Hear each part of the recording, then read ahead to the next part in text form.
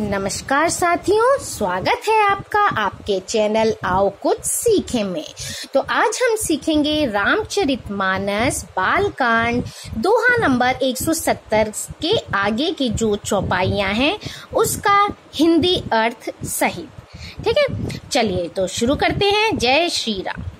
तापस निप निज सखहि निहारी, हरषि मिलेऊ उठी भयऊ सुखारी।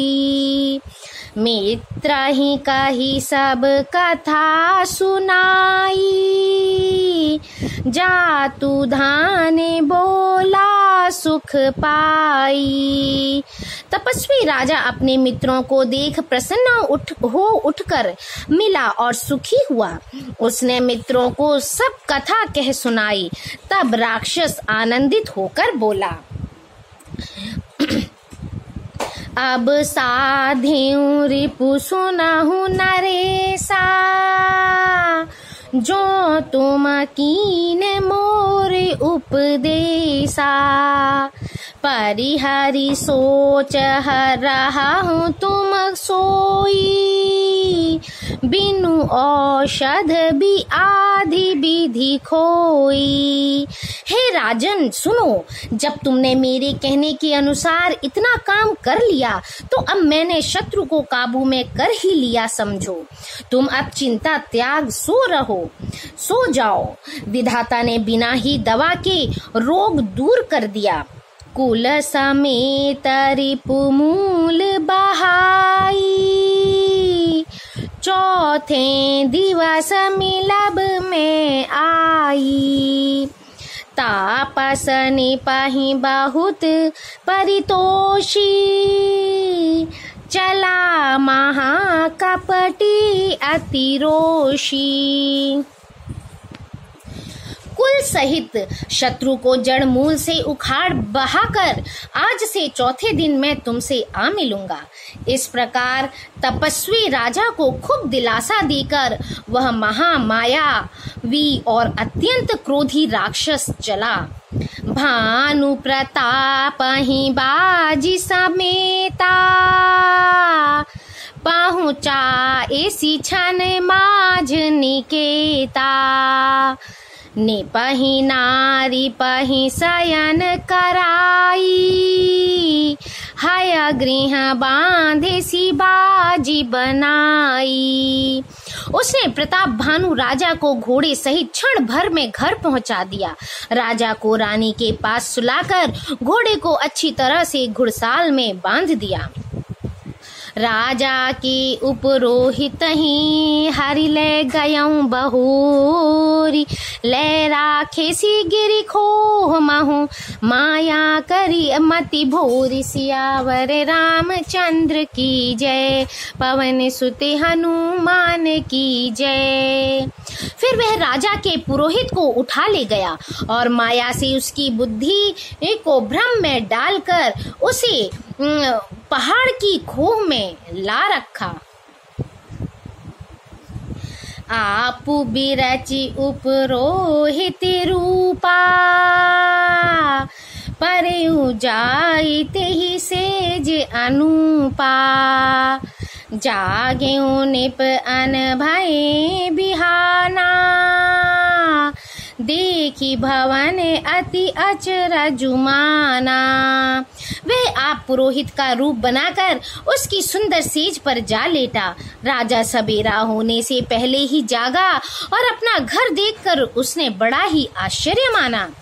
मुनि महिमा मन महु अनुमानी, उठेऊ गवाही जेहि जान नरानी। कानन गयाऊं बाजी चढ़ते ही, पूरे नरे नारी न जान्यू के ही। मन में मुनि की महिमा का अनुमान करके वह धीरे से उठा, जिसमें रानी न जान पावे। फिर उसी घोड़े पर चढ़कर वन को चला गया। नगर के किसी भी स्त्री पुरुष ने नहीं जाना।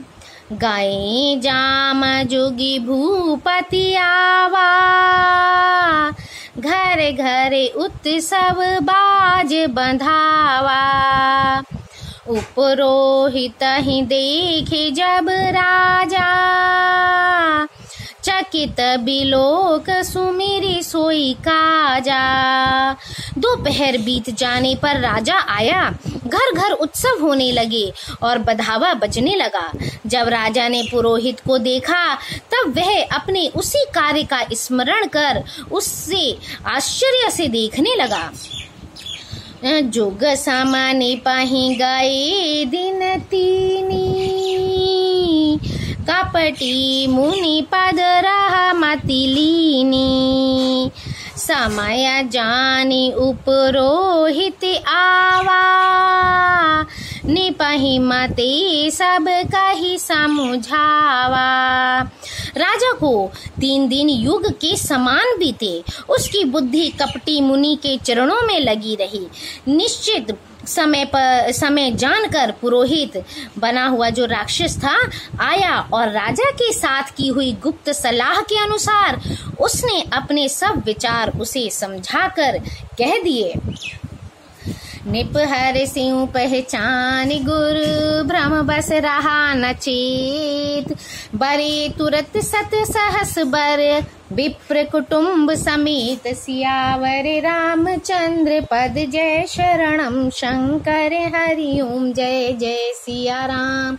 मंगले भवने अमंगले हारी, द्रवहु सुदशरथ अजिर विहारी। दीन दयाल विरुद्ध संभारी, हरहु नाथ मम संकट भारी। राम सिया राम जय जय राम। राम सिया राम जय जय राम। संकेत के अनुसार गुरु को उस रूप में पहचान कर राजा प्रसन्न हुआ। भ्रमवश उसे चेत न रहा कि यह तापस मुनि है या काल केतु राक्षस। उसने तुरंत 1 लाख उत्तम ब्राह्मणों को कुटुंब सहित निमंत्रण दे दिया। उपरोहित जेवे नारे बनाई, छरा से 4 विधि जैसी श्रुति गाई।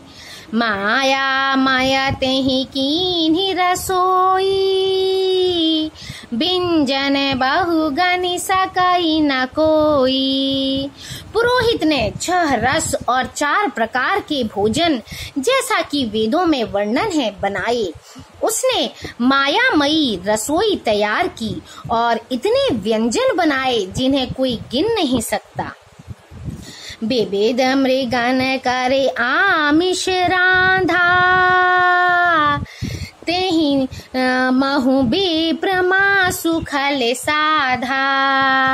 भोजन कहूँ सब विप्र बुलाए, पद पखारी सादर बैठाए।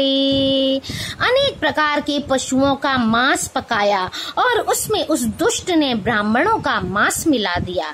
सब ब्राह्मणों को भोजन के लिए बुलाया और चरण धोकर आदर सहित बैठाया।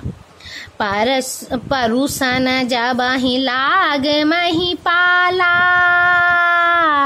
भय आकाश बानी तेहि काला। बेप्र वृंद उठी उठी गृह जाहू, है बड़ी हानि अन्न जनि खाहू। जो ही राजा परोसने लगा उसी काल केतु कृत आकाशवाणी हुई। हे ब्राह्मणों, उठ उठ कर अपने घर जाओ, यह अन्न मत खाओ, इसके खाने में बड़ी हानि है। भयाऊं रसोई भूसुर मासु, सब द्विज उठे माने बेस्वासु। भूप बिकल मति मोह भुलानी, भावी बस न आव मुख बानी। रसोई में ब्राह्मणों का मांस बना है। आकाशवाणी का विश्वास मानकर सब ब्राह्मण उठ खड़े हुए। राजा व्याकुल हो गया, परंतु उसकी बुद्धि मोह में भूली हुई थी। होनहारवश उसके मुंह से एक बात भी न निकली। बोले विप्र सकोप तब नहीं कछु कीन्ह विचार, जाई निशाचर हो निप मूड सहित परिवार, सियावर रामचंद्र पद जय शरणम शंकर हरि ओम जय जय सिया राम। मंगले भवन अमंगल हारी, द्रवहु सुदशरथ अजिर बिहारी, दीन दयाल विरुद्ध संभारी, हरहु नाथ मम संकट भारी। राम सिया राम जय जय राम, राम सिया राम जय जय राम, जय हनुमान। तब ब्राह्मण क्रोध सहित बोल उठे, उन्होंने कुछ भी विचार नहीं किया। अरे मूर्ख राजा, तू जाकर परिवार सहित राक्षस हो। छत्र बंधु तैं विप्र बोलाई, घाले लिए सहित समुदायी, ईश्वर राखा धर्म हमारा, जय हसीते समेत परिवारा। रे नीच क्षत्रिय, तूने तो परिवार सहित ब्राह्मणों को बुलाकर उन्हें नष्ट करना चाहा था। ईश्वर ने हमारे धर्म की रक्षा की, अब तू परिवार सहित नष्ट होगा। संबत मध्य नाश तब हो, जलदाता न रही कुल को, निप सुनि श्राप बिकल अति त्रासा, भय बहोरी बर गिरा आकाशा। 1 वर्ष के भीतर तेरा नाश हो जाए, तेरे कुल में कोई पानी देने वाला तक न रहेगा। शाप सुनकर राजा भय के मारे अत्यंत व्याकुल हो गया। फिर सुंदर आकाशवाणी हुई, विप्रहु श्राप विचारी न दीन्हा,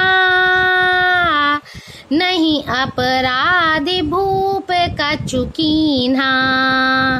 चकित विप्र सब सुनि नभ बानी, भूप गयाऊं जहाँ भोजन खानी। हे ब्राह्मणों, तुमने विचार कर शाप नहीं दिया, राजा ने कुछ भी अपराध नहीं किया। आकाशवाणी सुनकर सब ब्राह्मण चकित हो गए। तब राजा वहां गया जहां भोजन बना था। तहन असन नहीं विप्र सुआरा, फिरे राउ मन सोच अपारा। सब प्रसंग मही सुरन सुनाई, त्रसित पर्यूं अवनी अकुलाई। देखा तो वहां न भोजन था न रसोइया ब्राह्मण ही था। तब राजा मन में अपार चिंता करता हुआ लौटा। उसने ब्राह्मणों को सब वृत्तांत सुनाया और बड़ा ही भयभीत और व्याकुल होकर वह पृथ्वी पर गिर पड़ा। भूपति भावी मिटई नहीं, जदपि न दोषन तोर, किए अन्यथा होई नहीं, विप्र श्राप अति घोर। सियावर रामचंद्र की जय, पवन सुते हनुमान की जय। हे राजन, यद्यपि तुम्हारा दोष नहीं है तो भी होनहार नहीं मिटता। ब्राह्मणों का शाप बहुत ही भयानक होता है, यह किसी तरह भी टाले टल नहीं सकता। अस कही सब मही देव सिधाए, समाचार पुर लोगन पाए। सोचहि दूषण दैवहि देहि, बिरचत हंस काग कियक जेहि। ऐसा कहकर सब ब्राह्मण चले गए। नगर वासियों ने जब यह समाचार पाया तो वे चिंता करने और विधाता को दोष देने लगे। जिसने हंस बनाते बनाते कौवा कर दिया, ऐसे पुण्यात्मा राजा को देवता बनाना चाहिए था, सो राक्षस बना दिया। उपरोहित ही भवन पहुँचाई, असुर ताप सही खबरी जनाई। तेहि खल जहाँ तहाँ पत्र पठाए, सजी सजी सेने भूप सब धाये। पुरोहित को उसके घर पहुंचाकर असुर काल केतु ने कपटी तपस्वी को खबर दी। उस दुष्ट ने जहां तहां पत्र भेजे, जिससे सब वैरी राजा सेना सजा सजा कर चढ़कर दौड़े।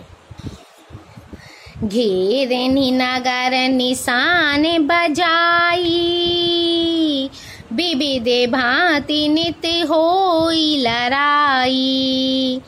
जूझे सकल सुभट करि करनी, बंधु समेत पर्यो निप धरनी। और उन्होंने डंका बजाकर नगर को घेर लिया।